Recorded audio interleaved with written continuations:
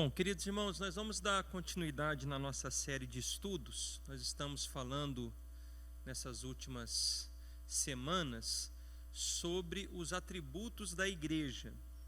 E como foi dito nos estudos anteriores, desde o ano de 381, no Concílio de Constantinopla, a igreja então ela tem afirmado, os teólogos, os pais da igreja, enfim, os reformadores, de que a igreja ela possui no mínimo 4 atributos em destaque nas escrituras.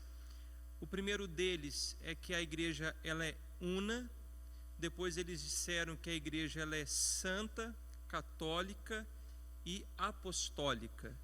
Nós, nos estudos anteriores, nós já falamos acerca desses primeiros atributos, e hoje nós vamos nos concentrar no atributo da apostolicidade.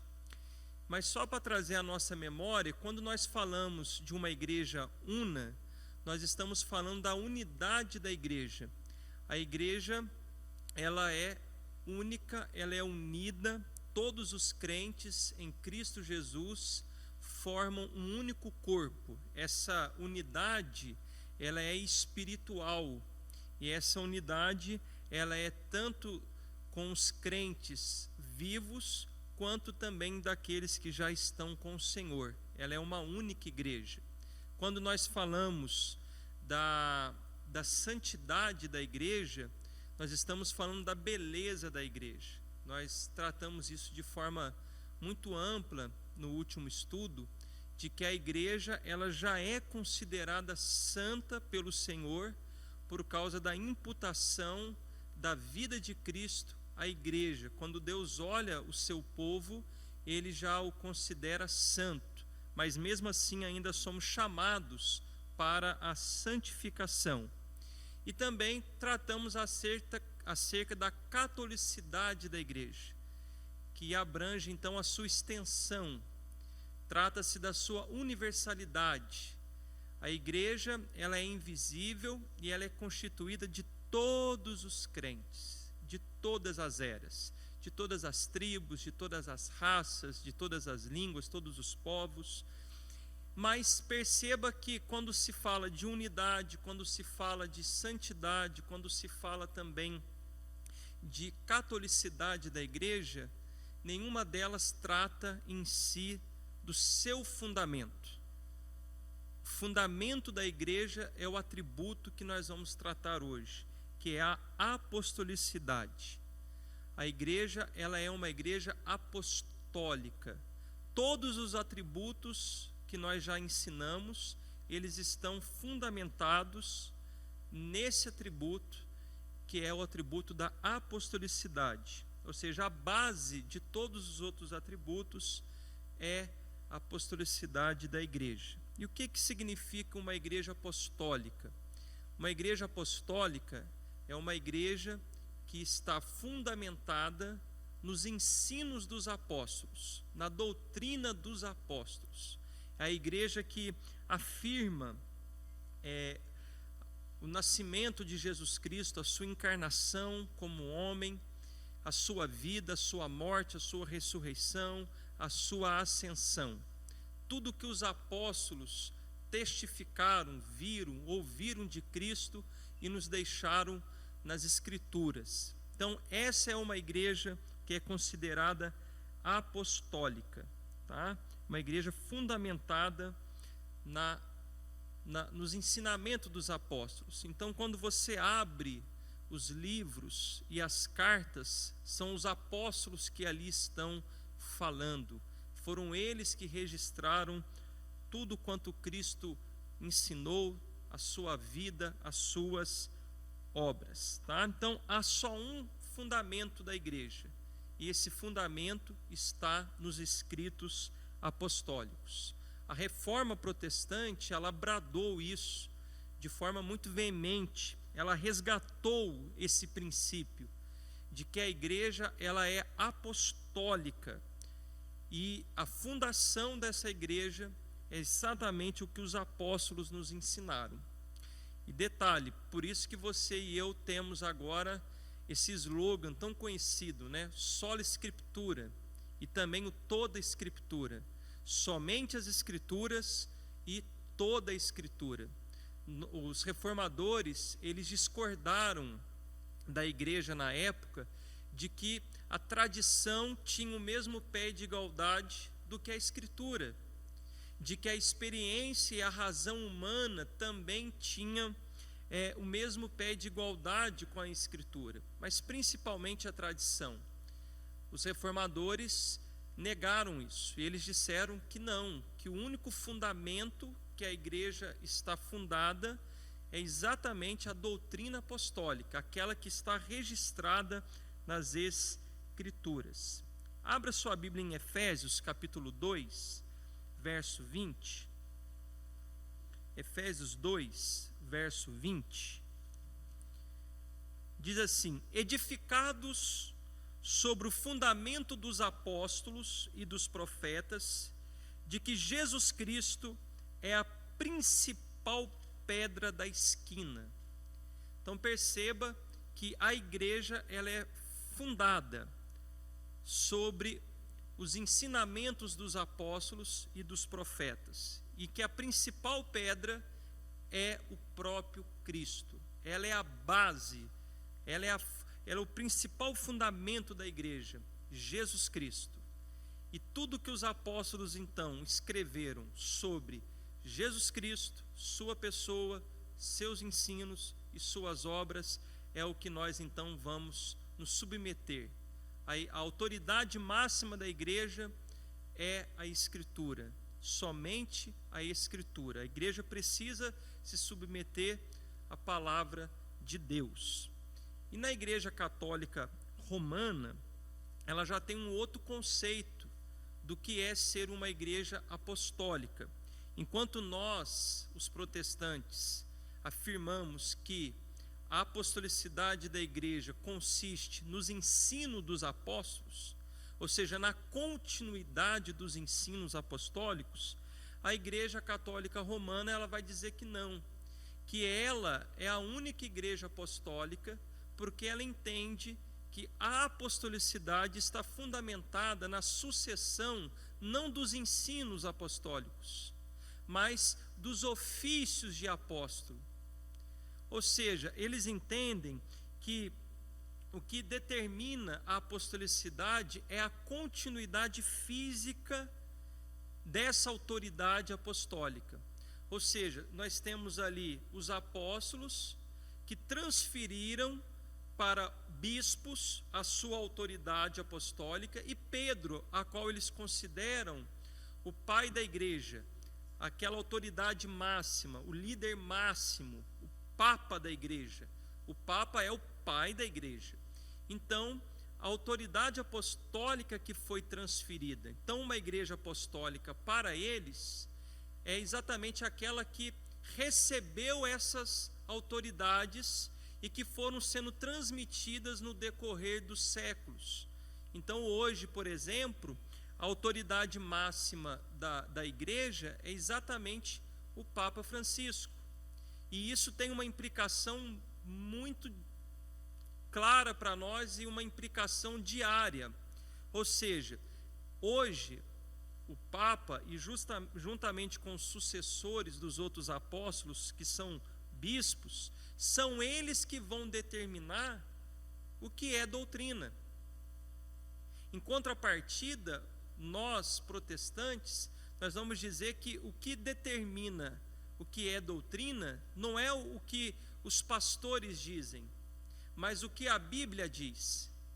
E aí você vê ao longo da história o resultado do pensamento da Igreja Católica Romana.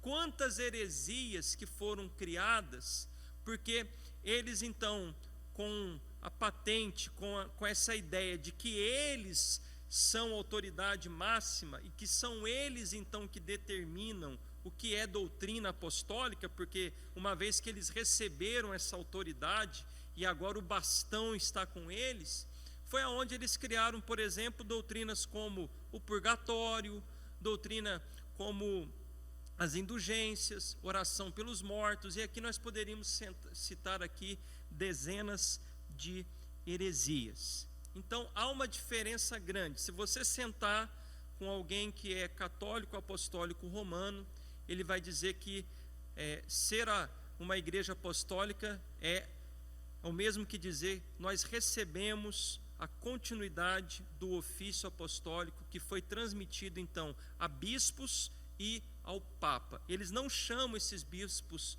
de apóstolos e nem o Papa de apóstolo, por conta de uma situação que ocorreu no século II e III, onde foi determinado que não se chamariam mais apóstolos, mas sim bispos, e logo em seguida foi dado também um título aí daquele que recebeu de Pedro, então o título de Papa.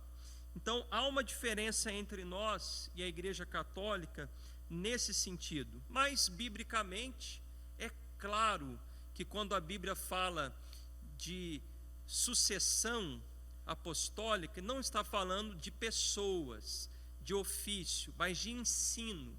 O que tinha que dar continuidade não era o ofício, nós vamos ver isso, mas o que esses homens que foram escolhidos pelo próprio Cristo nos legaram, nos deixaram como doutrina. Então hoje nós vamos ver um pouco sobre esse atributo da igreja, que é a apostolicidade. Então somente os apóstolos poderiam determinar o que é doutrina, o que é ensino para a igreja.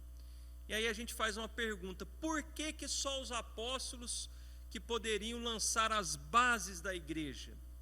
Bom, para responder essa pergunta, nós temos que entender e compreender qual era a missão dos apóstolos. E de modo muito resumido, abra sua Bíblia em Lucas, capítulo 6, verso 13. A gente tem que se lembrar que havia aí uma quantidade boa de discípulos, pessoas que estavam seguindo Jesus. E logo já no início do ministério de Jesus, ele vendo ali que já havia um número expressivo de discípulos, ele então vai para o monte, ele passa uma noite toda orando. Nós vamos ver aí Lucas capítulo 6, verso 12, Jesus orando. E após a oração, então, ele escolhe dentre aqueles discípulos 12 homens, para que esses homens pudessem estar com ele diariamente, para que eles participassem do seu ministério terreno, para que eles fossem testemunhas do que Jesus faria, do que Jesus ensinaria. Ou seja, eles receberam um treinamento muito específico. Havia muitos discípulos de Cristo, mas somente 12 receberam tamanha atenção. E de fato foi um treinamento exclusivo. Você vai se lembrar, por exemplo, que em algumas parábolas que Jesus contava à multidão, ele esclarecia essas parábolas, não todas, mas alguma delas, de modo mais amplo e profundo para os discípulos. Então Jesus escolheu 12 homens dentre aquele número expressivo que ele tinha já de discípulos para serem os seus apóstolos. Lucas 6, verso 13. E quando já era dia, chamou a si os seus discípulos e escolheu 12 deles. Ele chamou os discípulos e escolheu 12 dentre eles, a quem também deu o nome de apóstolos. Então a missão dos apóstolos, a função apostólica, era testemunhar quem é Jesus, observar a pessoa de Cristo, os seus ensinamentos e as suas obras, e transmitir para as gerações futuras, transmitir para as pessoas tudo o que eles viram, tudo o que eles ouviram, tá? E esse registro seria de duas maneiras. Essa transmissão, eles iam transmitir por meio da pregação e também por meio da escrita. Eles iriam registrar. Então, não todos, mas eles iriam registrar ali livros, né, escritos de quem era Jesus e o que ele fez, tá? E alguns desses escritos o Espírito Santo supervisionou, inspirou ali os seus escritores e se tornou a nós a palavra de Deus. Essa obra de transmitir o que eles viram e ouviram de Jesus seria uma obra em conjunto com o Espírito Santo. Jesus falou isso a eles em alguns momentos. João capítulo 14, verso 26. João 14, 26. Diz assim: mas aquele Consolador, o Espírito Santo, que o Pai enviará em meu nome, esse vos ensinará todas as coisas, e vos fará lembrar de tudo quanto vos tenho dito. Olha aí um dos ministérios do Espírito Santo: ensinar e lembrar aos apóstolos, e obviamente também a nós. Hoje nós lembramos tudo que Jesus disse por meio da leitura que a gente faz das Escrituras. Mas no caso dos apóstolos, o Espírito de Deus iria lembrá-los aquilo que eles ouviram do próprio Cristo, aquilo que eles viram no próprio Cristo.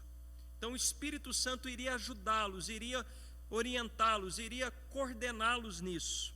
João capítulo 15, um capítulo depois, verso 26 e 27 diz assim: mas quando vier o Consolador, que eu da parte do Pai vos hei de enviar, aquele Espírito de verdade que procede do Pai, ele testificará de mim, e vós também testificareis, perdão, pois estivestes comigo desde o princípio. Então perceba que o Espírito Santo que procede do Pai, ele vai vir para testificar sobre Jesus.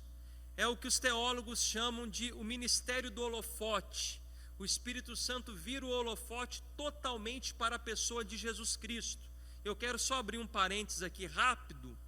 Uma igreja que de fato está tendo a manifestação do Espírito Santo, uma atuação poderosa do Espírito Santo, é aquela igreja cujo qual o Senhor Jesus Cristo está sendo o centro do culto, está sendo pregado, está sendo realmente reverenciado e adorado, porque o ministério do Espírito Santo, uma das suas obras é testificar de Jesus Cristo e não dele mesmo.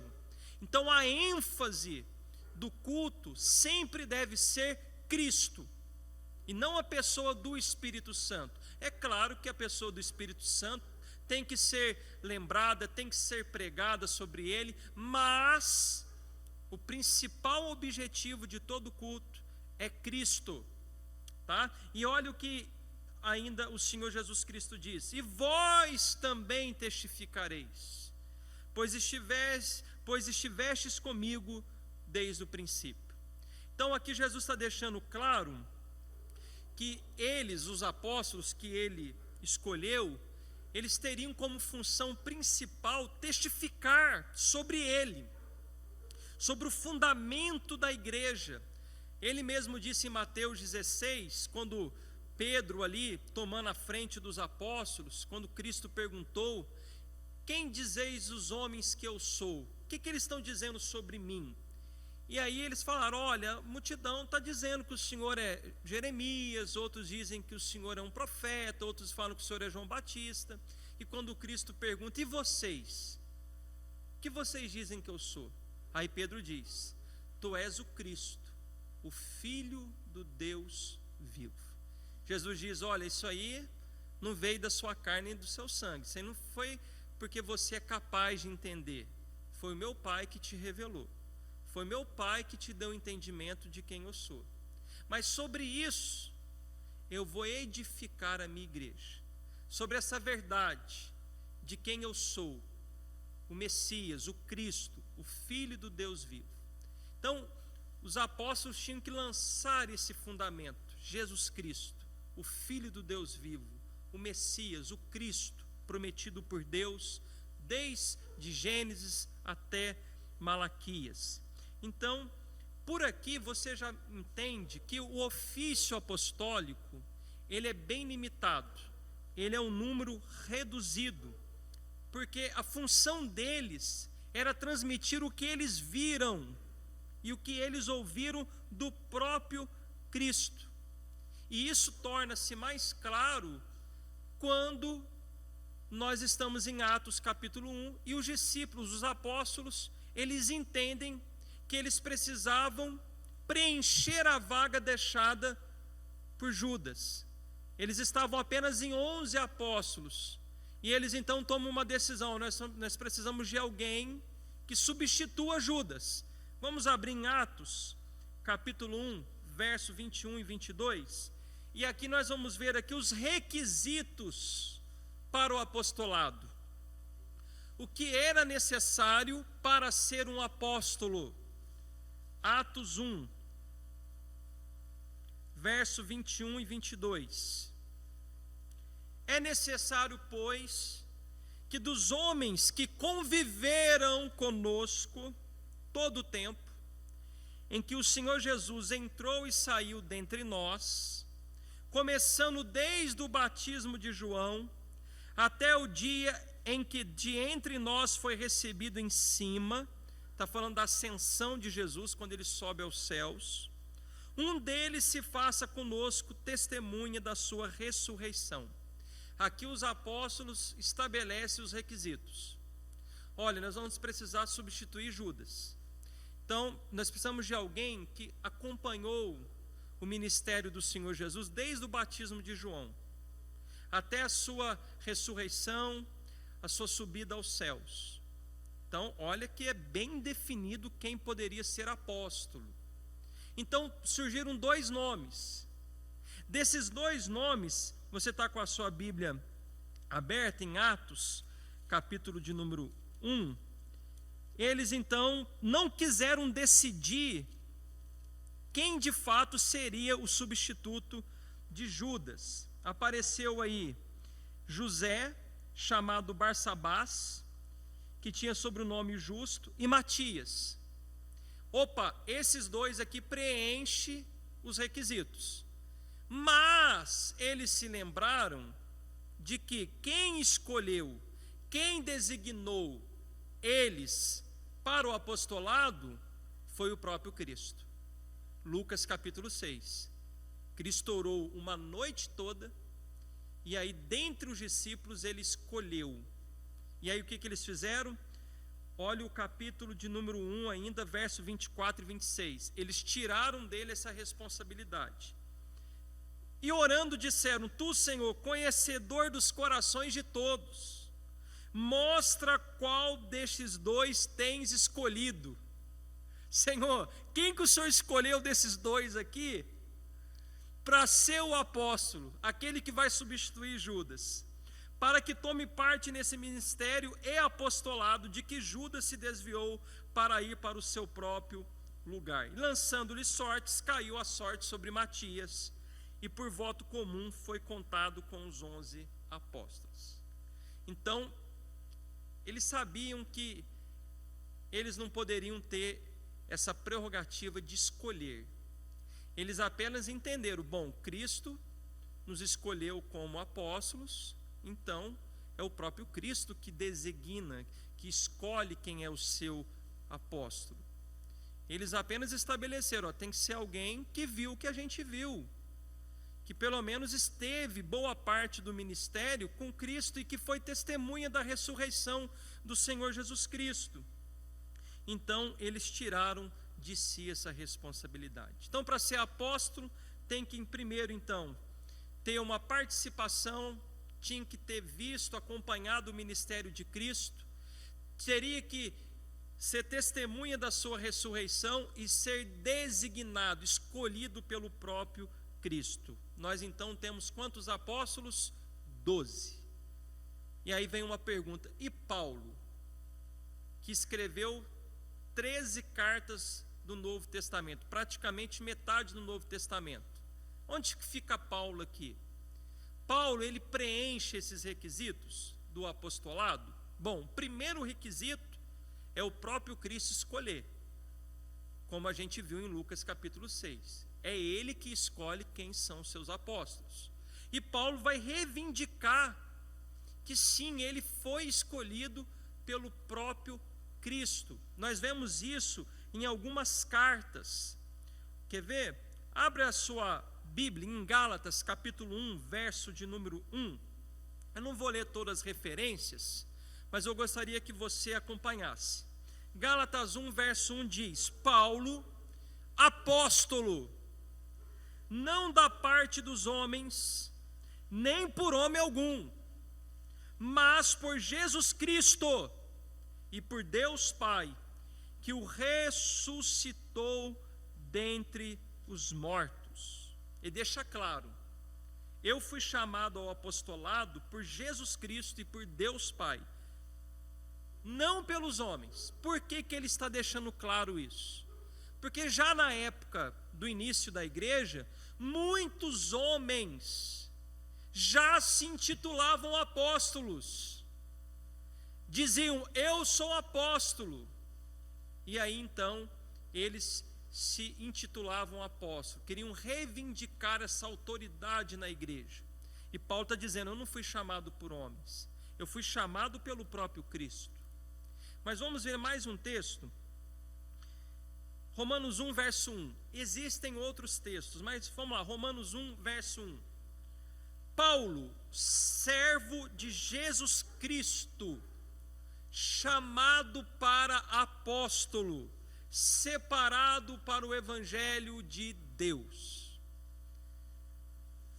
Agora preste bem atenção. Você tem que ter em mente que o apóstolo Paulo, ele era conhecido de toda a igreja. Quando eu falo de toda a igreja, é de todas as igrejas espalhadas no império. Todos sabiam quem foi Paulo antes da sua conversão. Alguém que perseguia a igreja, alguém que tinha ódio dos crentes, e que a sua conversão foi um fato conhecido por todos. Todos sabiam do encontro que ele teve com Cristo na estrada sentido a Damasco. E isso está registrado no livro de Atos. Então toda a igreja não tinha dúvida. Alguns questionavam, é claro, os falsos apóstolos. Eles queriam colocar em dúvida o apostolado de Paulo, porque viam Paulo como um homem que de modo claro e incisivo combatia os falsos apóstolos. Então os falsos apóstolos sempre queriam levantar essa suspeita de que Paulo não era apóstolo. Por isso muitas vezes Paulo, em algumas cartas, ele confirma o seu apostolado.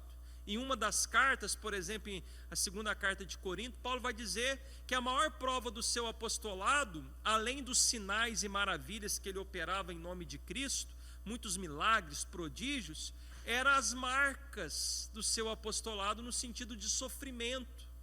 Nenhum apóstolo sofreu como Paulo.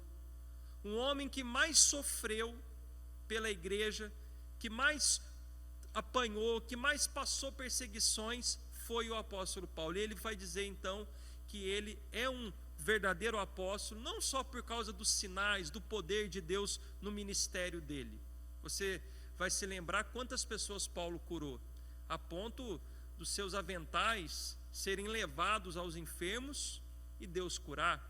Mas ele vai dizer que a maior prova era que ele de fato sofreu muitíssimo pela igreja. Sofrimento era a marca do seu apostolado. Mas abra sua Bíblia em Atos 26, do verso 15 ao 17. A igreja sabia do encontro de Jesus com Paulo na estrada de Damasco. Eu não vou ler Atos 9, mas eu quero ler Atos 26, que é a mesma narração do mesmo momento. Diz assim: disse eu: quem és, Senhor? E ele respondeu: eu sou Jesus a quem tu persegues. Mas levanta-te e põe-te sobre os teus pés, porque te apareci por isto, para te pôr por ministro e testemunha tanto das coisas que tens visto, como daqueles pelas quais te aparecerei ainda. Jesus fala para ele: olha, você já tem visto, mas eu ainda vou te aparecer ainda. Eu ainda vou me revelar a você em outras oportunidades. Isso aqui está no começo da conversão de Paulo. E aí, olha o versículo ainda: livrando-te deste povo e dos gentios a quem agora te envio. Jesus está falando, eu vou enviar você. Você é um vaso escolhido para mim, para levar o meu nome aos gentios. Está lá em Atos 9. E o que significa o termo apóstolo? Enviado. Eu vou te enviar. Você será o apóstolo dos gentios. Você que vai desbravar os campos gentílicos. Eu vou te enviar, Paulo. Eu estou te chamando para ser um apóstolo. Eu vou te enviar aos gentios. Então perceba que quem chamou de fato Paulo para ser um apóstolo foi o próprio Cristo. E Cristo confirmou o seu ministério. Abre em 2 Coríntios capítulo 12, verso 12. Porque os apóstolos, eles receberam uma autoridade, um poder tão especial da parte de Cristo, porque veja bem, o Messias, ele veio operando milagres, prodígios, como nunca houve na história. Aqui é a plenitude dos tempos. E agora ele morre, ressuscita, sobe aos céus, ele fala que vai deixar como seus representantes, ele delega a autoridade aos apóstolos. E junto com essa autoridade vem o quê? Poder. Para eles darem continuidade do mesmo modo que Cristo estava operando. E aí você vê Pedro curando enfermos, você vê Pedro ressuscitando mortos, exatamente como Cristo fez. Você vê, por exemplo, a sombra de Pedro curando. Então os apóstolos receberam esse legado, esse poder, confirmando que de fato Jesus os havia escolhido. E Paulo então, agora dizendo, olha, Cristo me chamou para o apostolado, Ele me escolheu. E lembre-se que ao lado de Paulo tinha outras pessoas que estavam a caminho de Damasco, que também ouviram a voz. Então veja bem, queridos, Paulo tinha que ter essas credenciais também de poder. E olha o que ele diz em 2 Coríntios capítulo 12, verso 12. Os sinais do meu apostolado foram manifestos entre vós com toda paciência, por sinais, prodígios e maravilhas. Paulo está dizendo, eu provo que sou apóstolo, porque muitos sinais, maravilhas e prodígios foram operados por meu ministério. Então o apóstolo Paulo está deixando claro àquela igreja de que ele deu provas incontestáveis do seu apostolado. Então, quando nós olhamos para a Bíblia, nós vemos então 12 apóstolos e mais Paulo. Agora, existem outros 8 nomes, Barnabé, Silas, Timóteo, 8 nomes que também foram chamados de apóstolos. Mas quando você analisa o contexto em que eles foram chamados de apóstolos, você entende que ali o termo apóstolo é somente no sentido de cumprir uma missão. Por exemplo, Epafrodito, ele foi chamado de apóstolo, e no contexto em que a missão dele era levar uma oferta da igreja de Filipos para Paulo, que estava preso. Agora, quando se trata de chamar Paulo e os 12 de apóstolos, se trata especificamente do quê? Do ofício de apóstolo. Desses homens que foram selecionados, designados por Cristo para serem representantes, para serem autoridades sobre a igreja, para ser aqueles que iam lançar o fundamento da igreja. Então, nesse sentido, nós vamos responder a pergunta: existem apóstolos hoje? Não. Porque para ser apóstolo tem que andar com Jesus, tem que ser testemunha da ressurreição de Jesus. E aí você vai se lembrar, em 1 Coríntios, Paulo fala que ele viu Jesus ressurreto, que Jesus apareceu a ele. Tanto é que quando apareceu a ele, já o designou apóstolo. Então Paulo é o único fora dos 12 ali, que de fato foi chamado para ser apóstolo. Ele até fala que o apostolado dele foi como ele nasceu fora do tempo. Cristo quis assim.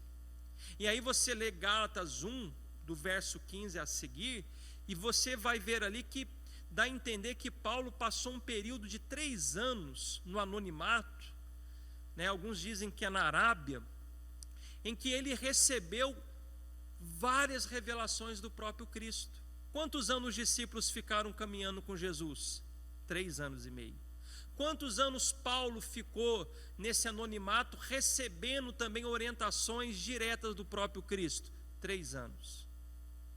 Você, quando lê o texto de 1 Coríntios, capítulo 11, verso 23, toda a ceia, quase a gente lê, ele diz assim: porque eu recebi do Senhor o que eu também vos entreguei. Paulo recebeu do Senhor. Aquela instrução de Santa Ceia que a gente participa, foi uma revelação do próprio Cristo, dada a Paulo. Então Paulo preenche todos os requisitos de ser um apóstolo. Ele andou com Cristo, ele foi chamado pelo próprio Cristo, ele foi testemunha da ressurreição de Cristo e ainda recebeu instruções, ensinamentos direto do próprio Cristo. E a prova cabal disso, de que foi o homem que mais escreveu. Irmãos, ninguém escreveu igual Paulo. E ele era tão respeitado dentro do colégio apostólico, que o apóstolo Pedro, em 2 Pedro capítulo 3, verso 15 e 16, ele vai falar para os irmãos ali que ele está escrevendo, aquela região que está escrevendo, a carta de Pedro é para uma região da Bitínia e tudo mais ali, e vai dizer: olha, Paulo já vos escreveu, Paulo orientou vocês. É bem verdade que há pontos difíceis de entender, mas Pedro vai colocar os escritos de Paulo como escritura, como palavra de Deus. Os apóstolos reconheciam o apostolado de Paulo porque considerou os seus escritos como palavra de Deus, como escritura. Um outro ponto também que a gente tem que se lembrar é que Paulo repreendeu Pedro quando houve necessidade. Imagina se Pedro receberia com tranquilidade uma repreensão de alguém que não fosse uma autoridade. Paulo o repreendeu naquele episódio em que ele, quando viu ali os judeus chegando, ele estava junto com os crentes gentios, ele foi se afastando, ele foi dando aquela disfarçada, aí Paulo não aguentou e o repreendeu. Então, de fato, nós só temos então um número restrito de apóstolos. Temos 12 e mais Paulo. Os requisitos são claros na Bíblia. Portanto, qual é a conclusão que nós chegamos? Tem como ter apóstolo hoje? Eles viram Jesus? Receberam ensinamento diretamente de Cristo? Foram testemunho da sua ressurreição? Não. E vamos colocar um outro requisito que Paulo cita: eles fazem prodígios, sinais e maravilhas? Não. Eu não estou dizendo que Jesus, por intermédio do seu povo, ainda cura, ele cura, mas como naquela época? Não. Ali foi a plenitude dos tempos. Jesus ainda cura, faz o que ele quer, mas igual aquele momento na história, nunca mais houve. Milagres e mais milagres acontecendo. Paralítico andando, morto ressuscitando. Era Deus confirmando que de fato o reino chegou.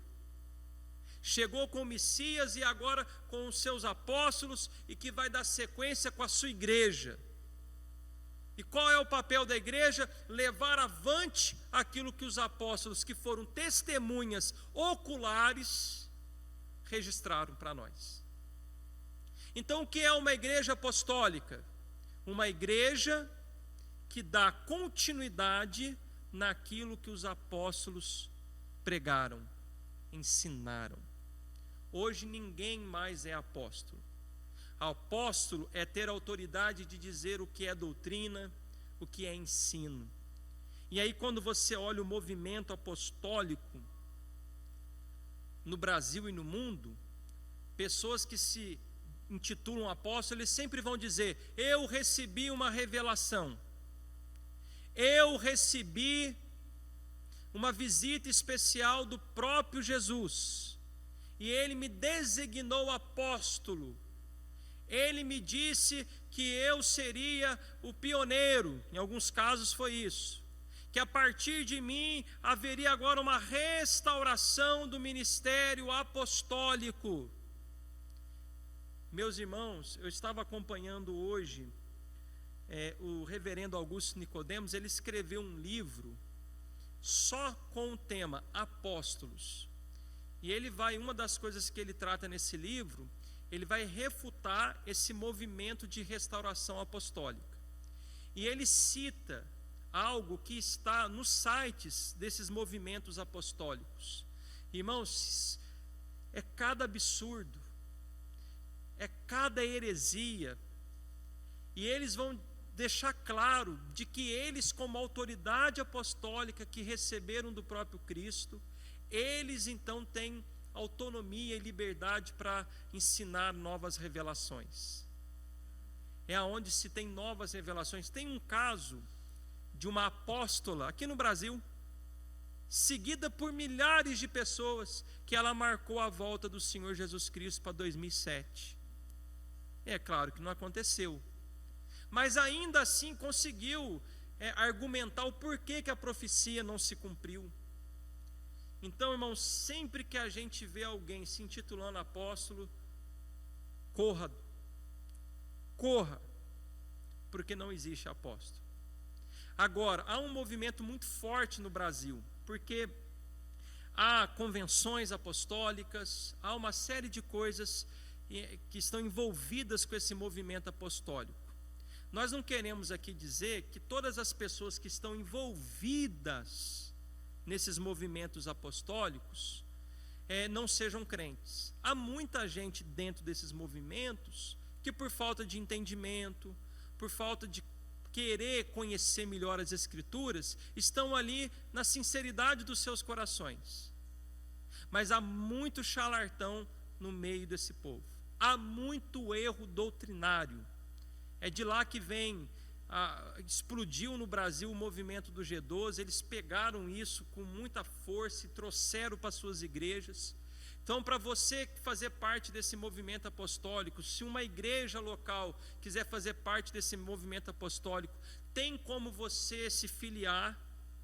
Você tem que pagar, claro, uma mensalidade, em alguns casos absurda, $6.000, e aí você vai estar debaixo de uma cobertura apostólica, você vai ter um apóstolo por detrás de você, você vai receber autoridade também apostólica. Você vê que tudo envolve dinheiro, nada é de graça. Para você receber a autoridade apostólica, a bênção apostólica, tudo que você imaginar que envolve esse movimento, tem que pagar, uma taxinha pequena por mês, aí, R$6.000, em alguns casos até mais de R$20.000. Depende muito do tamanho da sua igreja, o que você pode pagar. Mas enfim, irmãos, nós já entendemos aqui pela Bíblia que não tem como ter apóstolos. Qual é a função então da igreja hoje? A igreja recebeu os ensinos apostólicos. O que os apóstolos faziam? Eles fundavam igrejas e faziam o quê? Consagrava outros apóstolos? Não. Eles levantavam o quê? Presbíteros. Levantavam pastores. Esses homens não tinham necessidade de ter visto Jesus e nem testemunhado a sua ressurreição. Aí Paulo vai determinar o que era necessário para ser um presbítero. E aí você vai ler a carta a Timóteo, você vai ler Tito. Então ali há qualificações morais, 15 qualificações morais. Ele precisa ser casado, marido de uma só mulher, ele não pode ser avarento, e aí por aí vai. E ele precisava ter uma capacidade fora das qualificações morais. Ele tinha que ter aptidão para ensinar. não se pode ser presbítero e nem pastor se não recebeu o dom do ensino, se não tem capacidade de explanar Bíblia, de explicar o Evangelho. Então, qual era a missão desses presbíteros? Era preservar a doutrina apostólica, aquilo que os apóstolos naquele momento estavam lançando. E eles tinham então a transmissão oral, a própria pregação dos apóstolos, como já tinham também cartas. Você vai lembrar-se que muitas dessas cartas aqui estavam circulando nas igrejas primitivas. Então, eles já tinham posse dessas cartas. Então, a função dos presbíteros e pastores não era trazer uma nova revelação, não era chegar e dizer, olha, o Espírito Santo me revelou. Não.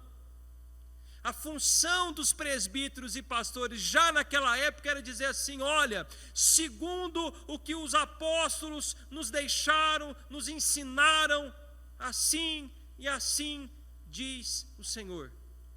Bíblia.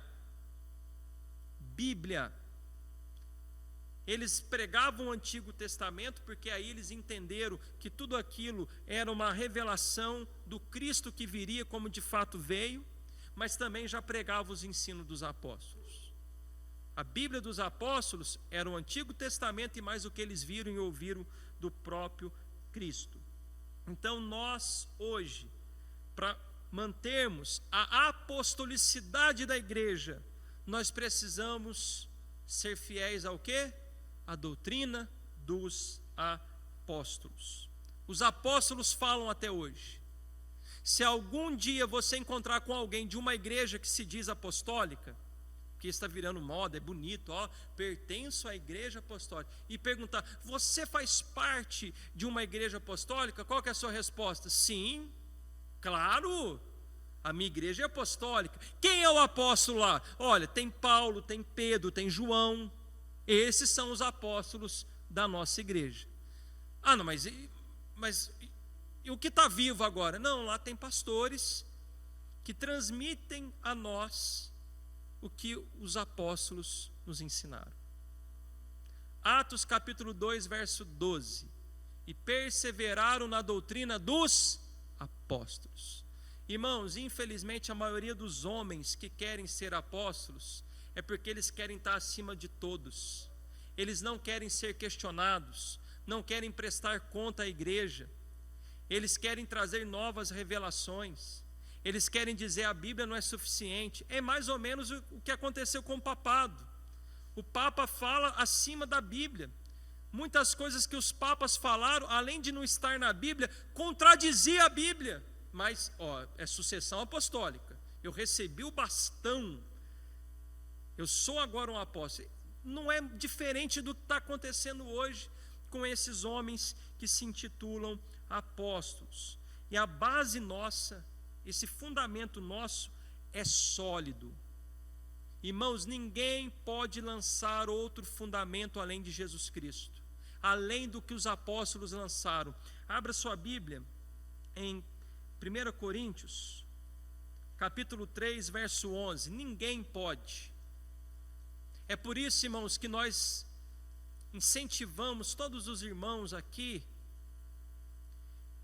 a lerem a Bíblia, a serem exatamente como os crentes na cidade de Bereia, os bereanos, que quando os apóstolos pregavam, eles conferiam na Bíblia,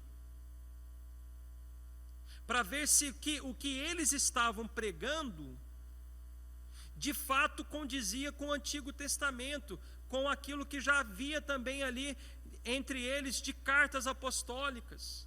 Então o pregador que chegava lá em Bereia, ele era sabatinado pelos crentes. Éfeso, quando Jesus lá na carta aos no livro de Apocalipse, que ele manda uma carta à igreja de Éfeso, ele diz, colocastes à prova aqueles que se dizem apóstolos. Então se chegava em Éfeso lá, não chegava pregando não, olha, eu sou apóstolo, eu sou fulano de tal. Opa, peraí, senta aqui com a gente, o que você crê, qual é a sua doutrina, É triste, né, irmão? Hoje tem alguns lugares que às vezes o pastor nunca viu quem chegou, mas se chegou ali com uma credencial, com uma gravatinha bonita, um sapato brilhoso, já põe no púlpito, já vai pregando. Se chegou e vai dizer que vai congregar, então na outra semana já está com o microfone na mão, a igreja não conhece, a liderança não sabe quem é, não sabe o que crê, e aonde vem faz aquele estrago. 1 Coríntios 3,11, porque ninguém pode pôr outro fundamento além do que já está posto, o qual é Jesus Cristo.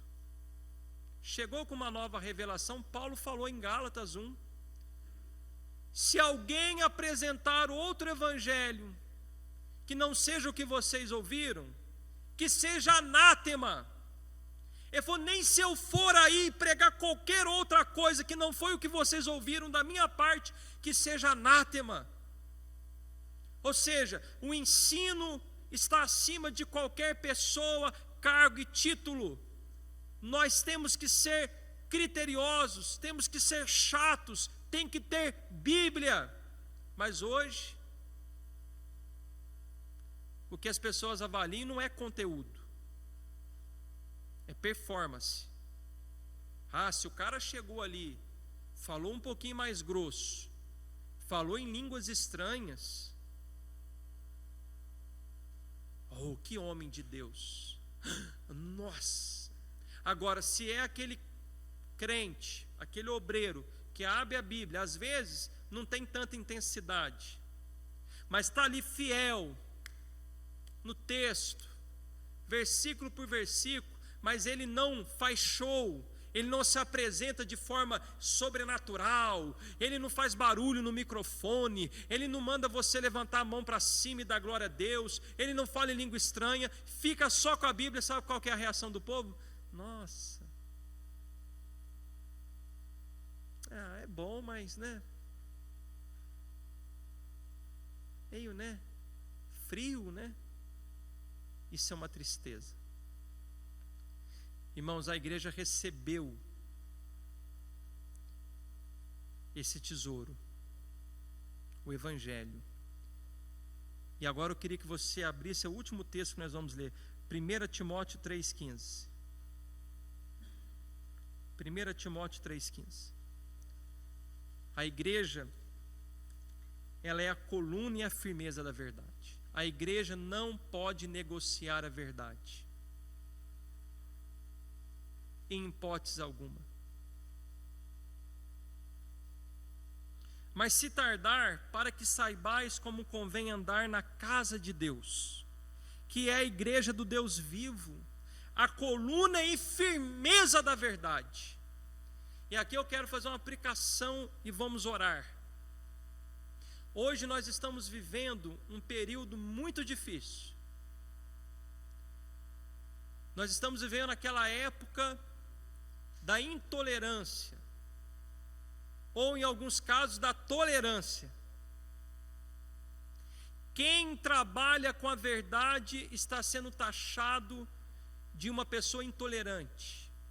Então, em busca da paz e do amor, da unidade, da união, vamos deixar a verdade de lado. Se você ama, você não pode ser assim tão duro. Vou te dar um exemplo muito claro. Igrejas históricas que já no Brasil, nos Estados Unidos, já adotaram e aprovaram o casamento entre homossexuais. Vamos ser o politicamente correto. Amor, amor, amor, amor, amor. Bom, nós temos que amar pessoas que têm essa prática pecaminosa, é claro. Temos que amá-los, temos que abraçá-los, mas nunca omitir a verdade. Nunca deixar a verdade de lado. A igreja, ela é coluna e firmeza da verdade.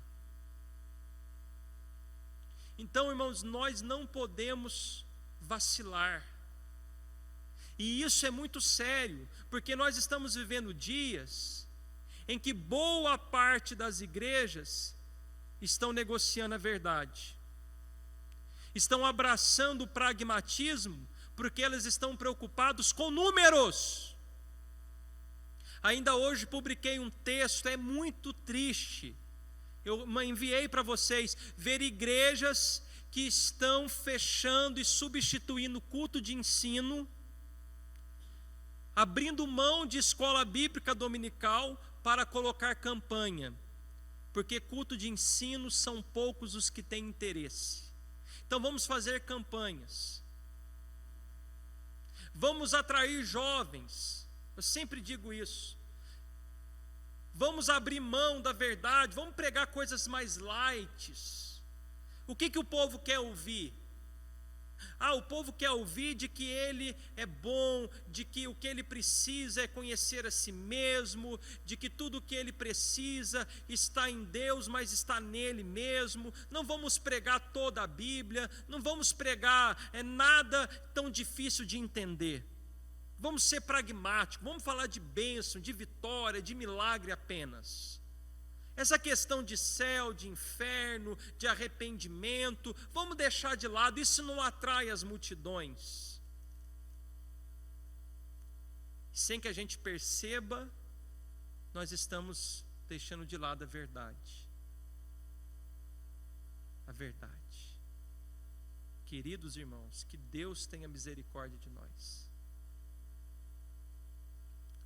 Porque ser coluna e firmeza da verdade é andar na contramão do mundo, dos ímpios, que a igreja tem uma posição.